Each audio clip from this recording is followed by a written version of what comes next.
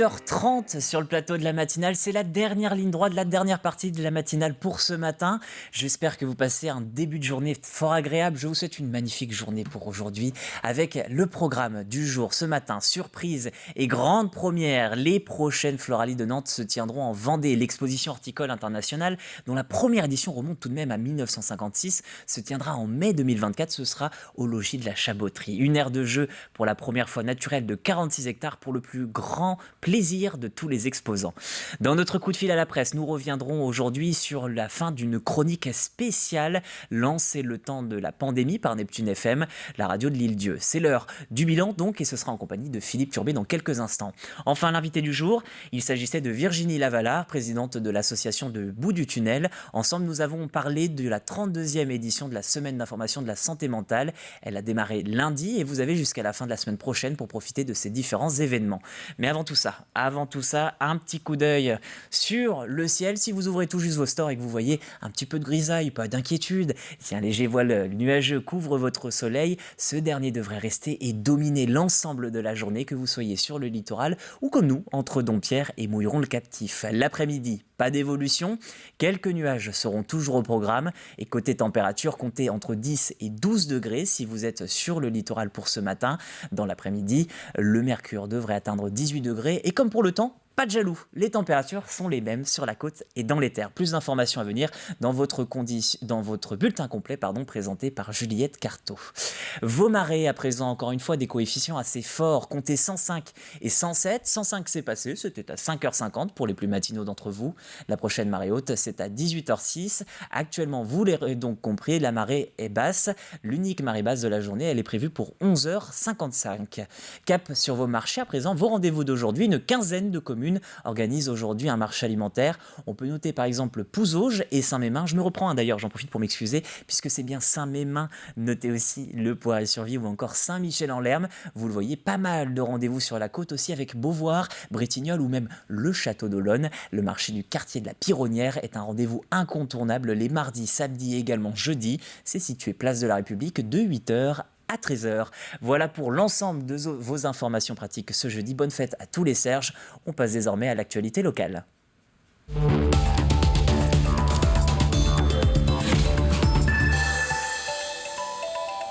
Avec d'abord, nous vous le disions en titre, une surprise et une grande première. Les prochaines Floralies de Nantes se tiendront en Vendée. L'exposition horticole internationale, dont la première édition remonte à 1956, se tiendra en mai 2024. Ce sera au logis de la Chaboterie, un espace de 46 hectares mis à la disposition des exposants. Ils sont les premiers ravis puisqu'ils auront pour la première fois un véritable espace naturel pour présenter leur travail.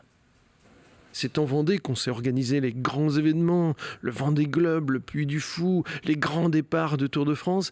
Eh bien, nous allons faire de cette fête des Floralies internationales de Nantes en 2024 la fête de la fleur en Vendée, avec tous nos bénévoles, avec tous nos élus vendéens. Et je fais d'ores et déjà une annonce, c'est qu'en 2024, lorsque nous ouvrirons les Floralies, nous lancerons notre nouveau plan biodiversité pour que cette Vendée puisse continuer à être préservée. Les Floralies en Vendée, ce sera du 17 au 26 mai 2024. 200 000 visiteurs sont d'ores et déjà attendus. L'Agence régionale de santé vient de mettre à jour ses chiffres sur l'épidémie de Covid-19 en Vendée. Le taux d'incidence remonte légèrement et atteint les 24 cas positifs sur un échantillon de 100 000 Vendéens. Un taux qui demeure bien inférieur à celui de la région et celui de la France. Le nombre d'hospitalisations reste également stable. 14, c'est 3 de plus que la semaine dernière. 6 personnes sont pour l'heure en réanimation. On les appelle les hommes et les femmes en jaune. Vous les avez tous croisés au moins une fois et chaque année, ils prennent des risques dans leur travail. Ce sont les agents de Vinci Autoroute. Le groupe organisait cette semaine dans le Maine-et-Loire une journée bonne pratique et sécurité au travail. Plusieurs ateliers étaient organisés et à cette occasion pour essayer de proposer des solutions et ainsi éviter des accidents dramatiques. Alexia Jeannet s'est rendue sur place. Ouvrier des autoroutes, un métier de tous les dangers mais souvent ignoré des automobilistes. Sur ce centre d'entretien, une journée consacrée à la sécurité au travail. On retrouve donc 13 ateliers dédiés à la compréhension des différents métiers du réseau autoroutier. Dans nos métiers qu'on peut pratiquer chez Vinci Autoroute et à l'exploitation de réseaux autoroutiers, on a identifié multiples risques liés à nos métiers et c'est d'apporter toutes les réponses qu'on a pu soumettre en termes de remontée terrain, en termes d'expérimentation, en termes de propositions d'innovation et de présenter un peu tout ce qu'on est capable de faire pour répondre à ces risques-là. Parmi ces risques, il y en a un qui préoccupe particulièrement les professionnels depuis plusieurs années déjà, le heurt de fourgons en intervention. Depuis janvier, 19 fourgons ont été percutés sur le réseau ASF, autoroute du sud de la France, et 32 sur le réseau Vinci Autoroute. Vous voyez derrière moi ce qu'on appelle la FLU XLD. C'est une flèche lumineuse qui, sur l'ensemble des fourgons, était au niveau du droit du fourgon. Et là, vous voyez qu'elle est totalement déportée pour essayer d'écarter la circulation et les clients de nos fourgons en intervention. Vous voyez aussi qu'il y a un mât télescopique qui permet de filmer en temps réel et de remonter à nos unités centrales ce qui peut se passer sur le réseau autoroutier et de permettre de mieux comprendre notamment un événement. C'est pas normal que des fourgons en intervention sur notre réseau se fassent heurter. Donc tant qu'on n'aura pas atteint le 0 heure de fourgon, on n'aura pas atteint notre objectif. La sécurité de ces agents et des automobilistes, ça passe aussi par la communication. Aujourd'hui, il existe de nombreux dispositifs comme cette application Patrouilleur Connecté qui permet aux agents sur le terrain de retransmettre les informations sur le trafic quasi en temps réel aux usagers des axes routiers. C'est pas du TMD. Hein. On n'a pas d'infos. On dirait de l'engrais ou... Plus vite on a l'information, plus vite on est capable de mettre en place tous les moyens nécessaires pour protéger l'ensemble des personnes qui sont concernées et puis aussi pour anticiper, c'est-à-dire toutes les personnes qui ne sont pas encore sur le lieu de l'événement, pouvoir leur donner les bons conseils, de leur dire de s'arrêter sur des aires, leur dire d'utiliser un itinéraire de déviation si nécessaire, de ne pas partir tout de suite, de reporter les rendez-vous. Le district Pays de Loire représente aujourd'hui 160 km d'autoroute sur lesquels interviennent 30 hommes en jaune. Ces professionnels le rappellent, la sécurité, c'est avant tout le respect de tous, du code de la route. Un anniversaire à présent, celui de France Service sur le pays de Saint-Gilles-Croix-de-Vie. Depuis bientôt un an, la structure propose d'accompagner les habitants sur la plupart de leurs démarches administratives. Le public âgé de 18 à plus de 80 ans a ainsi la possibilité d'avoir une vraie personne à ses côtés pour l'aider face à la dématérialisation des échanges. Il y a des démarches de demande d'allocation logement, tout ce qui est pré-demande de carte d'identité, tout ce qui est aussi tout ce qui est carte grise sur le site du ministère de l'Intérieur, la NTS. Tout ce qui est aussi, on nous envoie beaucoup de monde de la préfecture et de sous-préfecture pour renouveler des permis de conduire qui sont en fin de validité, ou alors des gens qui ont besoin de passer en commission médicale. C'est pareil, c'est une prise de rendez-vous sur le site de la préfecture et les gens ne sont pas habitués. Culture, un rendez-vous pour tous les férus de voyage et de littérature. Si je vous dis 20 000 lieues sous les mers, le tour du monde en 80 jours, vous me répondrez sûrement Jules Verne. Eh bien, sachez qu'un Vendéen publie une BD sur l'auteur. Olivier Sauzereau, astrophotographe, voulait vous faire découvrir autrement l'auteur grâce à une histoire, mais aussi des pages biographiques. Cyril Guillet est allé à sa rencontre.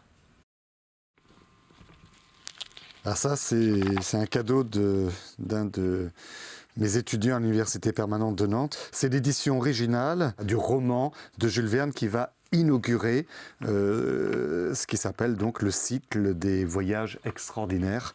15 jours avant le premier confinement, les éditions Petit à Petit ont sollicité Olivier Sauzereau pour écrire le scénario d'une bande dessinée qui retrace la vie de Jules Verne. Écrire sur l'auteur des voyages extraordinaires en étant coincé d'une certaine manière à l'intérieur de son bureau était une évasion de l'esprit extraordinaire. Jules Verne, aux sources de l'imaginaire, est une bande dessinée documentaire de 34 pages, un genre et un format inédit pour cet auteur. La bande dessinée est alternée de pages documentaires et qui ont un grand intérêt dans le cadre d'une bande dessinée historique, c'est qu'elles permettent de refaire le point sur la fiction et la réalité. Et pour condenser une vie aussi riche que celle de Jules Verne dans un album, il lui aura fallu faire des choix. Mon premier choix a été finalement de me concentrer à la partie de la vie de Jules Verne qui est grosso modo de sa naissance jusqu'à l'âge de 59 ans. Parce que je pense qu'on ne peut pas comprendre Jules Verne sans comprendre ce qu'a été l'atmosphère de Nantes, qui est une atmosphère qui est celle d'un port qui est l'un des plus importants de France. Et Jules Verne a complètement été nourri de rêves d'aventure à l'intérieur de ce port. Cette atmosphère d'aventure, ces capitaines au long cours, ces têtes burinés, ces récits de monstres sous-marins. C'était le premier port de pêche à la baleine. Pour la mise en image, l'éditeur a fait appel à un Vendéen, Johan Puot, alias Willow. Installé sur Nantes depuis une dizaine d'années, il s'est prêté au jeu et a dû effectuer de nombreuses recherches pour éviter les anachronismes et rester fidèle au personnage. Ça a été assez compliqué, il faut extrapoler un peu et on savait que Jules Verne était roux. Il y a une peinture de lui enfant. Il y avait quelques photos de sa famille aussi, et j'ai essayé de coller au mieux à la réalité, encore une fois. Et Olivier m'a apporté ses petites suggestions aussi. Quand le visage était peut-être un peu trop carré, j'ai fait quelques modifications sur les suggestions d'Olivier, et c'était, je pense, bienvenu en fait. La mise en couleur, elle, a été réalisée par Julie Poinceau. À noter que Jules Verne aux sources de l'imaginaire est disponible dans toutes les bonnes librairies. L'actualité sportive à présent, avec d'abord le cyclisme. Vous le savez peut-être, le 17 octobre prochain, c'est le Chrono des Nations, ce sera aux Herbiers. Une course très attendue après le report de l'édition précédente pour cause de crise sanitaire. 200 participants sur la ligne de départ. Et pour cette 39e édition, les femmes et les hommes vainqueurs de la course toucheront la même somme. Les explications avec Thierry Adam. On a estimé qu'il était temps que les femmes, en tout cas en ce qui concerne les pros pour l'instant, les pros-femmes gagnent la même somme au niveau des prix que les hommes. Je pense que c'est un événement, une révolution. Ça va prendre du temps. On reçoit beaucoup de critiques parce qu'on a osé faire des choses que d'autres n'ont pas encore osé. On ne reçoit pas forcément un accueil aussi chaleureux que ça des femmes pour l'instant parce que tout le monde n'a pas tout à fait encore bien saisi l'importance. Mais dans 10 ans, dans 15 ans, je suis sûr que beaucoup diront c'était vraiment une bonne idée. La Foire Expo du Chrono se tiendra quant à elle du 15 au 18 octobre prochain. Et puis, on revient sur la 4e journée des Open de tennis à Mouilleron-le-Captif. Premier service 11h, ce sont les 8e de finale avec le Français Arnaud Maillot qui tentera de faire tomber la tête de série numéro 2, le Tchèque Jiří Veselý. À noter un duel franco-français pour terminer les 8e de finale entre Constant Létienne et Pierre Hugerbert, ce sera vers 18h30. Hier, le premier 8e de finale a vu la victoire de l'Italien Seppi en 3-7. Le reste des duels concernait les 16e de finale, victoire de Denis Novak contre la tête de série numéro 3. Qualification également du Français Kenny de Schepper aux dépens d'un autre Allemand. En revanche, fin de parcours pour le Français Titon Droguet, défait par la tête de série numéro 7, le Lituanien Berankis. À noter enfin le forfait de Gilles Simon. Et puis, pour rester complet sur l'Open de Vendée, n'oubliez pas que TV Vendée diffusera la finale. Ce sera le dimanche à 18h en différé. Voilà pour vos informations de ce jeudi. Je vous laisse en compagnie de Juliette Carteau pour votre point météo complet. Bonjour à toutes et à tous, le beau temps s'installe de nouveau durablement, même si quelques nuages tenteront de perturber le ciel, accompagnés d'un mercure toujours bien frais le matin. Mais en attendant, on s'intéresse à ce jeudi 7 octobre et c'est une journée tout aussi clémente que la veille qui s'annonce, avec tout de même un développement nuageux plus prononcé. Quant aux températures, elles sont un peu plus fraîches dans les terres, avec 10 degrés en moyenne, mais plus douces aux abords de l'Atlantique, avec 13 degrés au Sable d'Olonne et 15 sur les îles. Pas de changement l'après-midi avec quelques nuages, mais surtout de belles apparitions du soleil. Le mercure atteint les 19 degrés à Montaigu-Vendée et à la Châtaigneraie, 19 également à la Tranche-sur-Mer et 17 sur les îles. Petit coup d'œil sur les prévisions des 3 jours suivants. Vendredi, le soleil domine cette journée malgré le brouillard très présent au réveil dans le nord du département. Le thermomètre affiche 9 minimum le matin et monte jusqu'à 20 degrés dans l'après-midi. Samedi, nous pouvons compter sur l'omniprésence du soleil sur l'ensemble du territoire. Des entrées maritimes pourraient toutefois concerner le littoral en seconde partie de journée. Enfin dimanche, les éclaircies se font un petit peu plus rares puisqu'après une matinée voilée, les nuages nuages se renforcent petit à petit, faisant baisser le thermomètre d'1 degré l'après-midi. On revient à ce jeudi 7 octobre. Bonne fête à tous les Serges et le soleil nous accompagne de 8h13 à 19h33. Je vous souhaite une très belle journée et rendez-vous très bientôt pour un nouveau bulletin météo sur TV Vendée.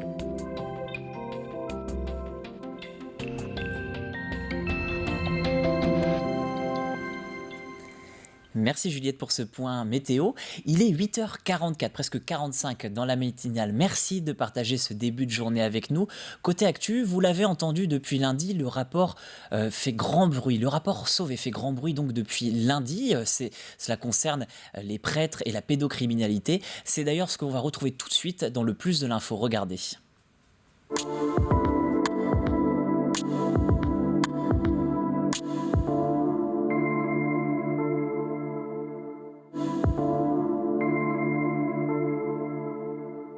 On entend ce rapport, bien sûr, avec un gros pincement de cœur et avec beaucoup de tristesse, parce que c'est un contre-témoignage par rapport au message de l'Évangile, qui est un message de vie, et on voit ici une œuvre de mort à travers les représentants de l'Église.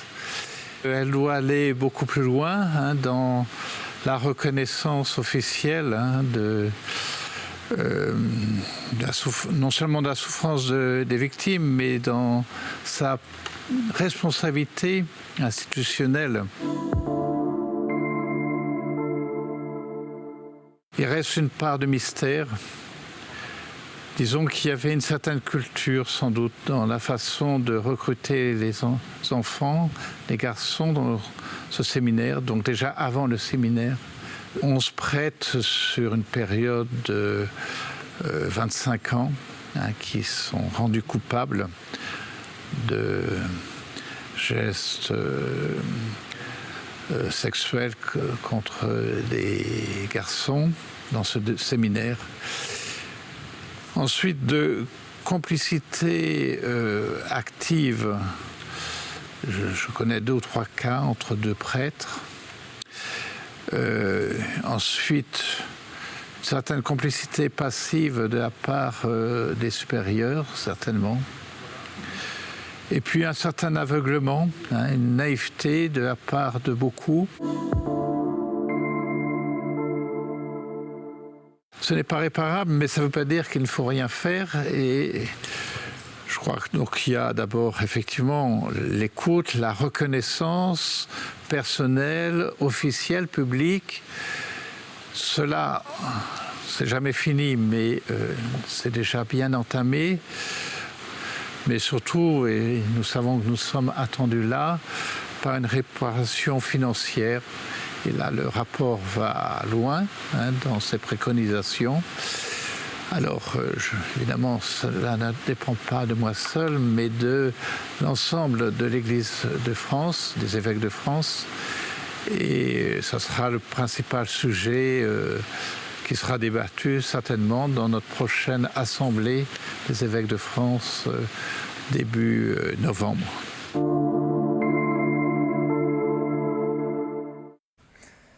Pour rappel, 216 000 personnes auraient été victimes de pédocriminalité dans l'Église.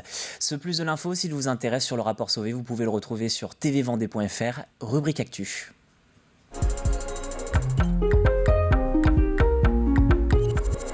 Passons désormais à votre coup de fil à la presse. Cette semaine, nous recevons Philippe Turbet, c'est le directeur technique et l'animateur de Neptune FM, la radio de l'Île-Dieu, le 91.1 FM. Avec lui, nous allons revenir sur l'émission spéciale Coronavirus qui se tenait jusqu'à vendredi dernier. C'était tous les jours à midi. Regardez.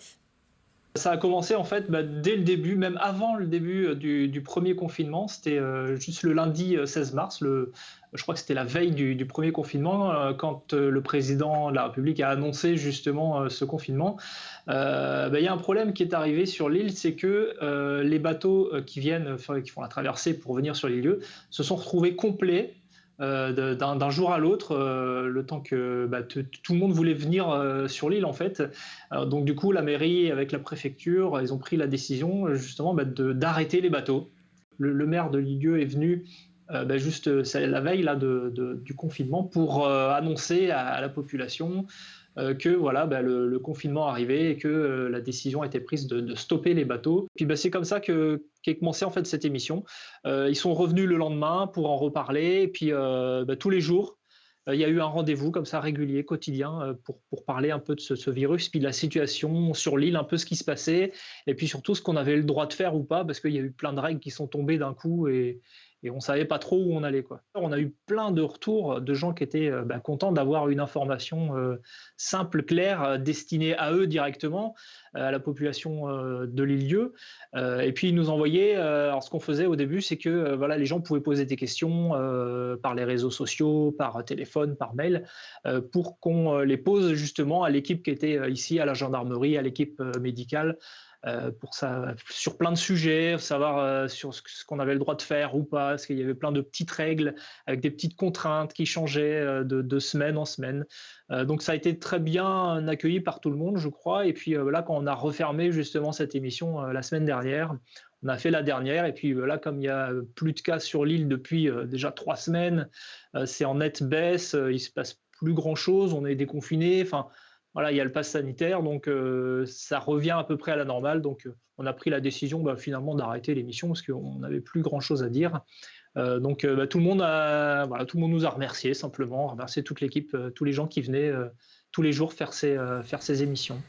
C'était Philippe Turbet, directeur technique et animateur sur Neptune FM, la radio de l'Île-Dieu. Si ce coup de fil à la presse vous a intéressé, vous pouvez le retrouver sur tvvendée.fr, rubrique La Matinale.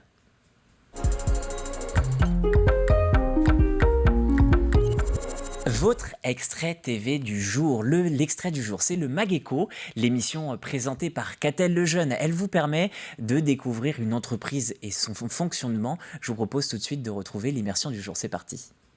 Donc le modulaire, c'est ce qu'on voit autour de nous, hein, c'est votre produit phare, mais maintenant ça s'est vraiment élargi, j'ai envie de dire, l'offre et le marché du modulaire. Alors qu'est-ce que vous proposez aujourd'hui ? La base du modulaire aujourd'hui, ce que fabrique Baudard, c'est du bungalow de chantier. Ouais. Ce qu'on peut avoir sur tous les chantiers, les bases de vie. Et on a différentes gammes. Et on fait aussi du bâtiment type définitif, ce qu'on appelle la gamme Azur, pour faire des bureaux, des boulangeries, des cabinets médicaux, différentes typologies de clients. Oui, finalement, le modulaire est vraiment entré maintenant dans le quotidien de tous les Français, hein, parce qu'on en voit, comme vous disiez, sur des bâtiments vraiment du quotidien. Alors, quel est l'atout en fait du modulaire ? Qu'est-ce qui séduit ? Pourquoi on se dit, tiens, je vais construire et je vais faire appel à du modulaire ? La rapidité de construction. Ou de mise en place en fait sur le terrain. Okay. C'est-à-dire que quand vous avez passé la commande, par exemple, vous voulez une pharmacie, vous passez la commande, quand ça va être mis sur place, en 2 mois, vous avez un terrain nu, 2 mois après, vous pouvez rentrer dedans. Et il est opérationnel. Le Mageco avec Catel Lejeune, c'est à retrouver notamment à midi, ce jeudi, sur les directs de TV Vendée, et puis bien évidemment en différé sur tvvendée.fr. Vous êtes bien sur le plateau de la matinale, il est 8h52, c'est l'heure de revenir sur le rappel des titres. Avec tout d'abord une surprise et grande première, les prochaines Floralies de Nantes se tiendront en Vendée. L'exposition horticole internationale se tiendra en mai 2024. L'édition aura lieu au logis de la Chaboterie. Une aire de jeu d'ailleurs pour la première fois naturelle de 46 hectares pour les exposants qui sont ravis. On le rappelle et on les appelle les hommes et les femmes en jaune. Il faut faire attention à leur sécurité. Vous les avez tous croisés au moins une fois et chaque année ils prennent des risques dans leur travail. Ce sont les agents de Vinci Autoroute. Le groupe organisait cette semaine dans le Maine-et-Loire une journée bonne pratique et sécurité au travail. Plusieurs ateliers étaient organisés. L'astrophotographe vendéen Olivier Sauzereau publie une nouvelle bande dessinée nommée Jules Verne aux sources de l'imaginaire. Les planches dessinées par le vendéen Willow se veulent biographiques sur la vie de l'auteur de 20 000 lieues sous les mers. Puis l'Open de tennis, Mouilleron le captif, 4e journée avec pour débuter Arnaud Maillot qui tentera de faire tomber la tête de série numéro 2, le tchèque Jiří Veselý. Hier, Seppi, Novak et le français De Schepper se sont qualifiés pour les 8e de finale. En revanche, fin de parcours pour Gilles Sumon sur abandon et également celle de Titouan Droguet. Il est 8h54 sur TV Vendée. On passe tout de suite à votre jeu.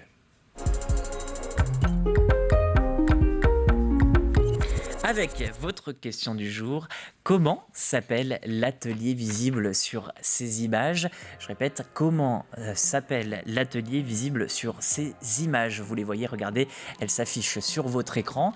Si vous voulez participer, il vous suffit tout simplement de vous rendre sur tvvendée.fr. Vous allez dans la rubrique jouer, c'est très facile à trouver sur le site de TV Vendée. Et une fois que c'est fait, vous donnez votre réponse, tirage au sort prévu demain. On vous annoncera les gagnants, bien évidemment. La question, je la répète une dernière fois, comment s'appelle l'atelier visible sur ces images? Je vais vous redonner une toute dernière fois les différents indices, pour commencer celui d'aujourd'hui. De leurs mains, Altera 20. Je répète, de leurs mains, Altera 20. L'indice d'hier, c'est à Luçon que les cerveaux sont en ébullition. L'indice de mardi, taillé, gommes et fusains. Et l'indice de lundi, au Scrabble, la réponse vaut 26 points. Bon courage, surtout. Je vous le rappelle, de leurs mains, Altera 20, c'est votre indice du jour. Et la question, comment s'appelle l'atelier visible sur ces images? Pour gagner, tout simplement, ce que vous allez faire, c'est d'aller sur tvvendée.fr, rubrique actu, rubrique jouer, on va y arriver. Et puis, à gagner, c'est important de le savoir, un joli bouquet de fleurs. Il est d'une valeur de 30 €. Il est offert par Coup de cœur by Ludo et il faudra aller retirer ce bouquet dans son magasin de l'Herbergement. Voilà, vous avez toutes les informations pour vous jouer. Il ne me reste plus qu'à vous souhaiter bonne chance. Tout simplement, j'espère que vous allez passer également une magnifique journée puisque c'est ainsi que s'achève cette nouvelle édition de la matinale. Mais pas d'inquiétude, on se retrouve dès demain à 7h. Prochain rendez-vous avec l'actualité sera en compagnie de Caroline Tronche à 12h30.